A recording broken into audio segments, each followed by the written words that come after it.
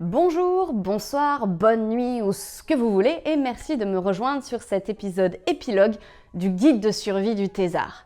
Si vous êtes devant cet épisode, j'en conclus que c'est parce que vous avez regardé la série en entier et pour ça je vous en remercie.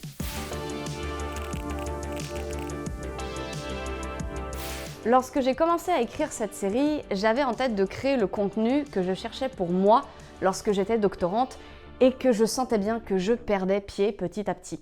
J'étais jeune adulte, je devais arriver à faire tenir en 3 ans un projet qui aurait pu sans problème en prendre 5 avec plus ou moins le budget pour 6 mois. J'avais la chance d'avoir des parents qui m'avaient enseigné la compta, la cuisine, l'entretien domestique, y compris comment gérer le dégât des eaux de 2h du matin. Et sans doute que ça m'a permis de tenir la tête hors de l'eau, mais j'aurais eu besoin de plus. Au fil du temps, j'ai trouvé des contenus, des ressources qui m'ont aidé et j'ai eu envie d'éviter aux suivants de galérer autant que moi pour parvenir au même résultat. Si vous pensez que vous êtes en train de perdre pied, cette série est faite pour vous.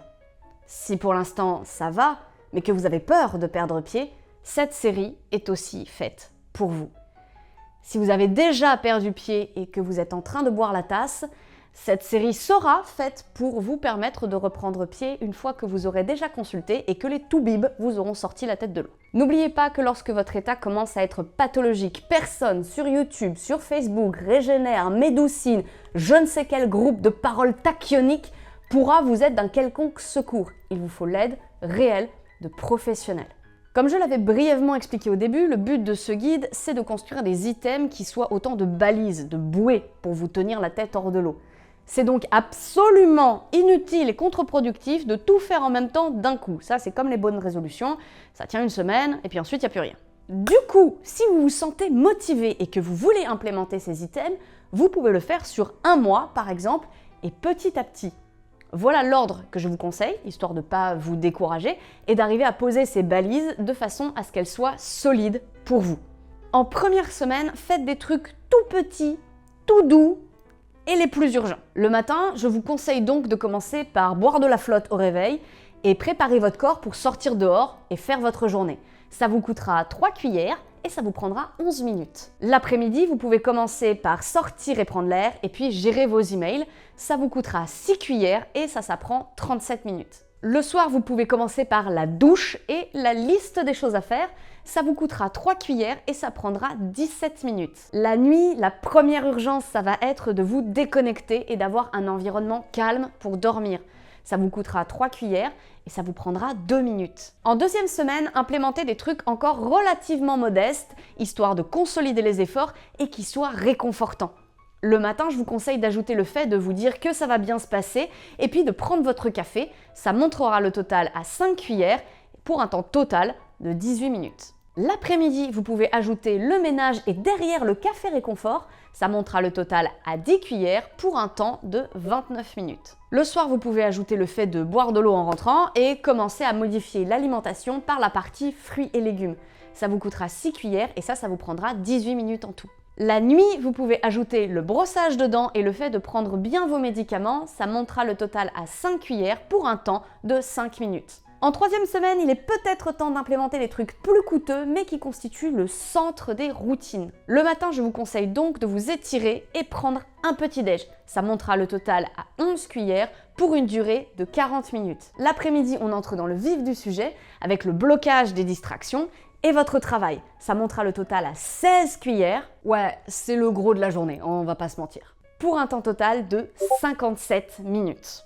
Le soir, c'est le moment d'ajouter un peu d'exercice et le fait de cuisiner. Ça vous coûtera 12 cuillères pour un total de 56 minutes. La nuit, ce sera le temps d'être reconnaissant pour votre journée et puis de lire. Ça vous montera un total à 8 cuillères pour un temps de 38 minutes. En quatrième semaine, vous pouvez implémenter des choses plus légères et complémentaires pour bien solidifier l'ensemble. Le matin, je vous conseille d'ajouter le fait de faire votre lit et puis un brin de yoga. Ça monte le total à 16 cuillères pour un temps de 48 minutes. L'après-midi, ce sera le moment de boire de l'eau après la promenade et de respirer un grand coup, au sens propre comme au sens figuré. Ça montera le total à 18 cuillères pour un temps total de 1 heure et 1 minute qui se balade. Le soir, vous pouvez vous concentrer sur manger moins de viande et moins de sucre. Ça vous monte un total à 18 cuillères pour un temps qui ne bouge pas à 56 minutes. La nuit, vous pouvez donc vous féliciter d'être arrivé au bout de votre journée qui est bien remplie et vous faire un thé pour un total de 10 cuillères et un temps de 41 minutes. Enfin, en 5e semaine, vous pouvez ou pas implémenter des items plus optionnels. Là, ce sera à vous de voir si c'est pertinent pour vous. Pour le matin, ce sera le moment d'ajouter le suivi du poids et la prise éventuelle de certains compléments. Ça monte le coup du matin à un total de 19 cuillères pour un temps final de 50 minutes. Pour l'après-midi, ça permettra d'inclure la sieste et le fait de consacrer quelques minutes à faire un truc créatif. Ça montera le coût total de l'après-midi à 23 cuillères pour un temps final de 1 heure et 30 minutes. Pour le soir, ça permettra d'inclure la consommation de céréales complètes et puis le suivi des trackers.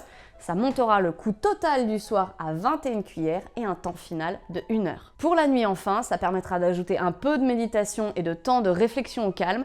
Ça monte en ce cas le coût total de la nuit à 14 cuillères pour un temps final de 1 heure. Voilà, j'espère que ce guide vous aura intéressé, qu'il vous aura été utile, qu'il vous aura donné les ressources dont peut-être vous aviez besoin. C'est un peu beaucoup même éloigné des contenus que je fais d'habitude, mais ça me tenait à cœur de proposer cet outil. Et si jamais vous êtes en thèse, en études de médecine, en HDR, et qu'il peut vous être d'un quelconque secours, alors il aura atteint son but. Je vous dis à très vite pour de nouvelles aventures. Et coupez! Putain, on fait les apartés, après j'aurai fini.